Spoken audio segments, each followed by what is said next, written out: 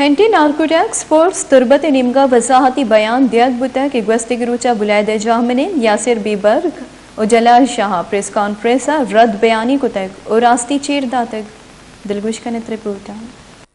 Anti narcotics force Turbat की जानिब से जारी करदा एक वजाहती प्रेस रिलीज में कहा गया है कि यासिर बीबर्ग ने गुज़िश्ता रोज प्रेस कॉन्फ्रेंस में गलत बयानी करके असल हकायक को छुपाकर अवाम को गुमराह करने की नाकाम कोशिश की है। हकीकत ये है कि गुज़िश्ता दिनों इंसदाद मंशियात के सिलसिले में ANF की टीम अपनी गाड़ियों में मामूल की गश्त पर थी कि तुर्बत यूनिवर्सिटी के करीब बुलेदा जाने वाली कच्चे दुश्वार गुजार रूट पर शाम 6 बजे गाड़ियों की चेकिंग कर रहे थे कि इस दौरान 2 अफराद एक मोटरसाइकिल पर सवार थे।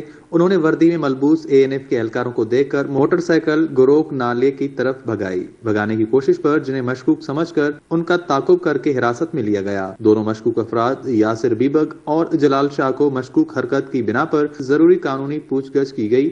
फिर उनके शनाख्ती कार्ड और मोबाइल फोन तहवील में लेकर उन्हें छोड़ दिया गया और कहा गया कि अपने वालिदैन के साथ दफ्तर में आ जाएं ताकि वालिदैन से तस्दीक कर सकें।